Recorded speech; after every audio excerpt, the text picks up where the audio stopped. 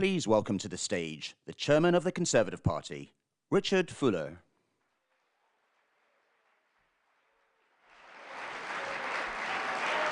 Morning. Morning.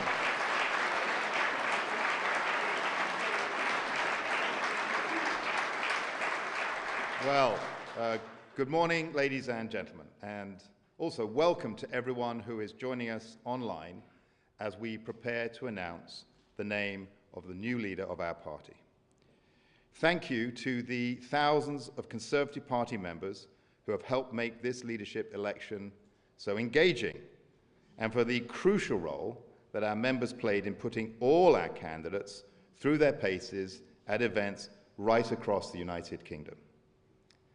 And a special word of thanks to all 6 candidates, to Tom, to Rob, to Priti, to Mel, to KEMI and to James, who put themselves forward and took the scrutiny of their parliamentary colleagues, the media, and most importantly, of members like you.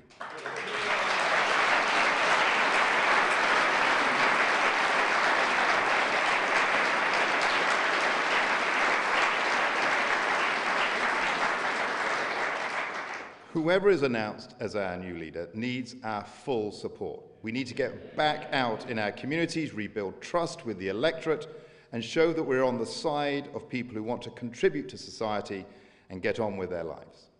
We all have a role in making that happen. Now, ladies and gentlemen, please welcome our final 2 candidates for the leadership of the Conservative and Unionist Party, KEMI Badenoch and Robert Jenrick.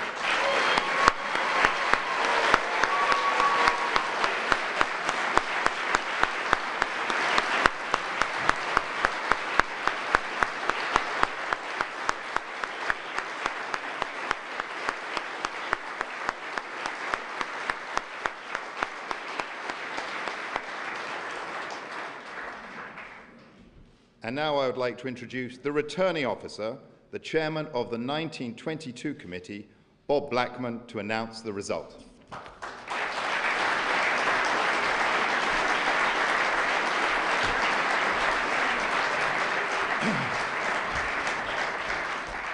Well, thank you, Richard. And I think the whole party owes a debt of gratitude to you as party chairman since the general election.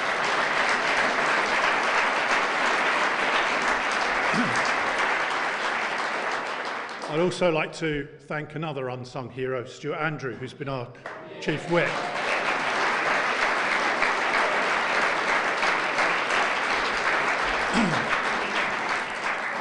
So we suffered a devastating defeat on the 4th of July, and on the 5th of July, Rishi Sunak decided he would step down as party leader.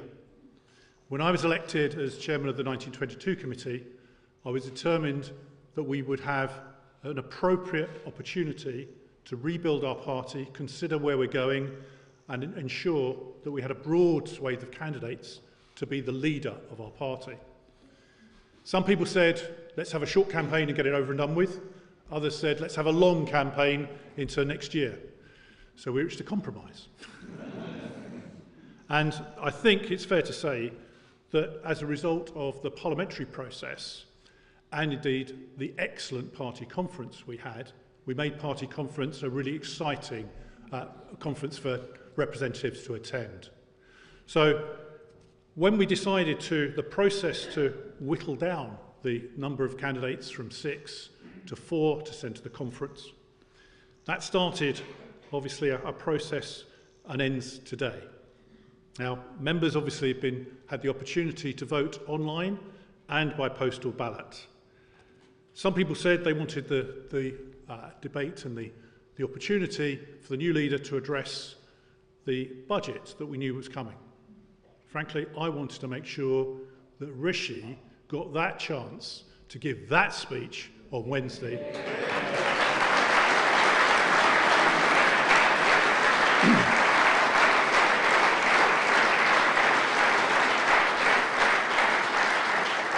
And Rishi literally eviscerated that rotten budget from a rotten government that it's our duty to replace as soon as possible.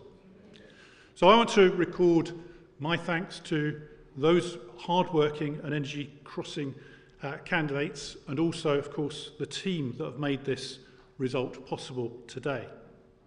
So, before I announce the result, let me thank the party board, the National Union, and all the party staff, in particular Victoria Carslake, who will be leaving us after this particular event, to Civica Election Services for the professionalism they've shown in dealing with the ballots, in both distributing and collecting the votes, both online and by post.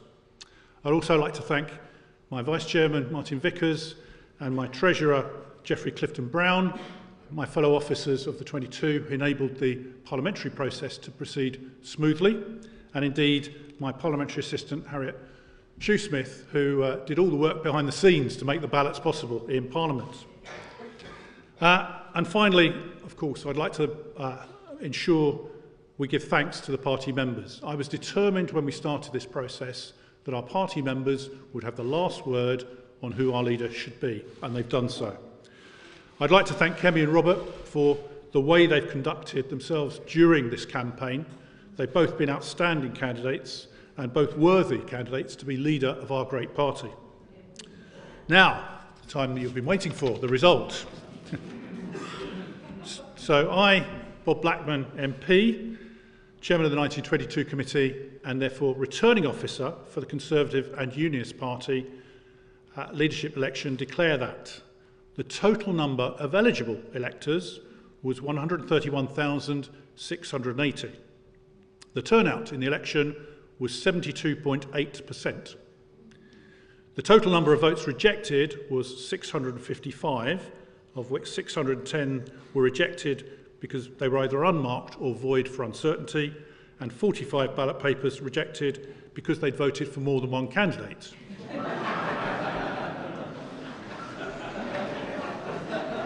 Quite tough in a two-person election.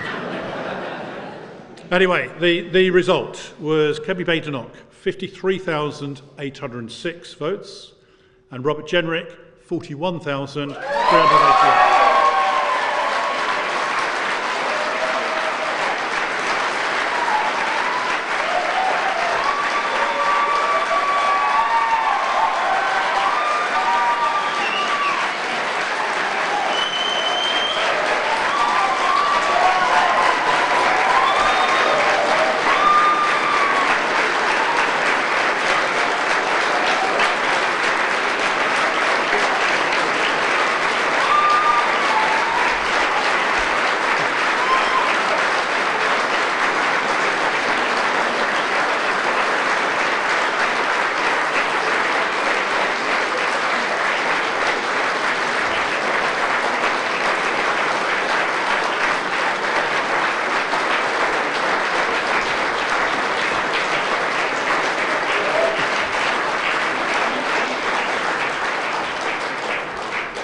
Now the important bit.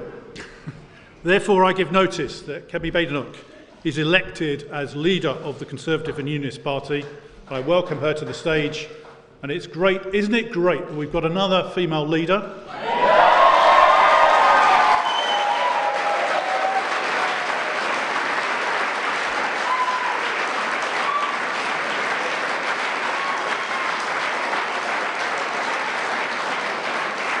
And isn't it great that we're the first party to have a black leader of the party? Another glass ceiling shattered. But I welcome KEMI to the stage.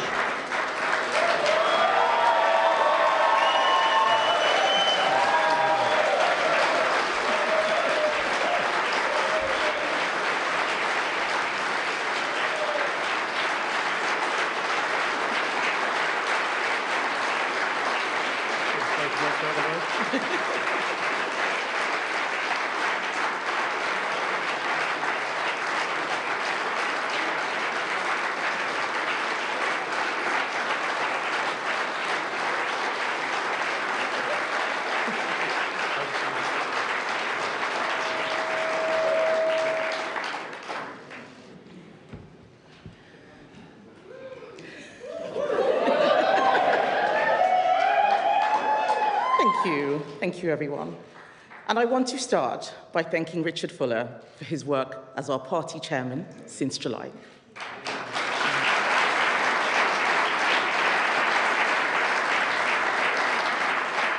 and also Bob Blackman as returning officer for this contest. You and your teams have done us all a great service. Thank you. But I also want to pay tribute to everyone in the Conservative Party who has been involved in this very long campaign. It has been an experience none of us candidates will ever forget.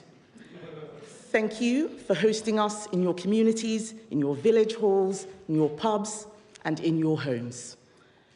It is the most enormous honor to be elected to this role, to lead the party that I love, the party that has given me so much. I hope that I will be able to repay that debt. There are so many people to thank. Firstly, my family, especially my husband, Hamish.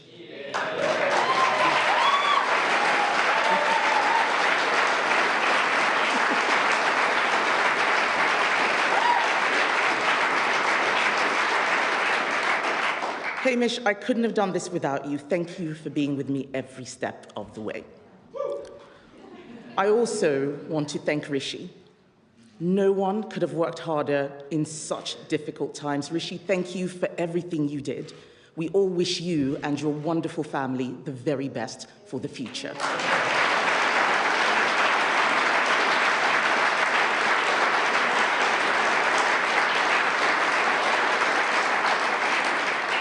I'd also like to pay a special tribute to Robert Jenrick, who has fought a great campaign.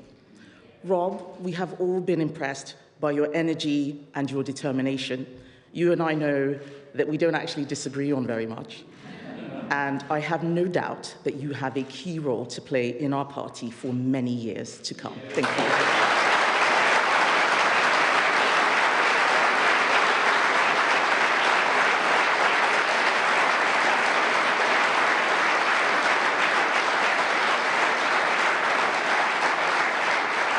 I'd also like to thank all the other candidates, Priti, Mel, Tom, and James, for your kind words and your many insights. We have come through this campaign more united, and the party needs you now more than ever.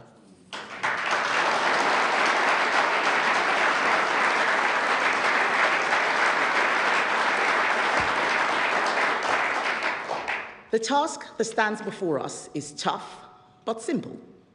Our first responsibility as His Majesty's loyal opposition is to hold this Labour government to account.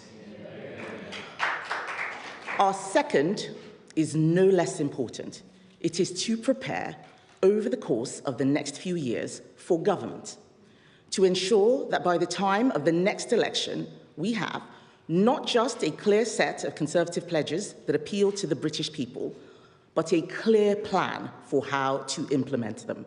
A clear plan to change this country by changing the way that government works.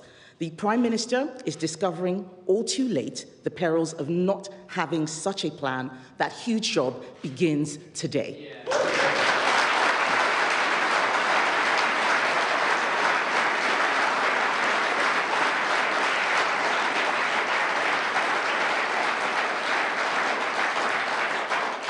It will seek to involve all of our colleagues in Parliament, in the Scottish Parliament, the Senate, our friends in Northern Ireland, as well as councillors and party members.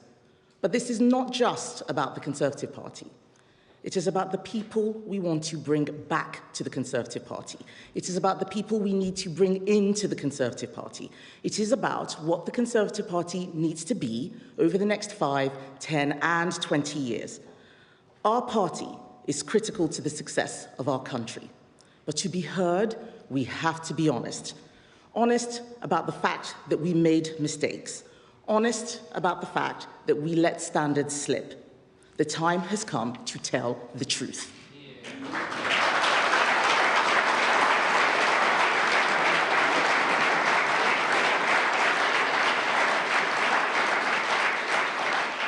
The time has come to tell the truth, to stand up for our principles, to plan for our future, to reset our politics and our thinking, and to give our party and our country the new start that they deserve. It is time to get down to business. It is time to renew. Thank you, ladies and gentlemen.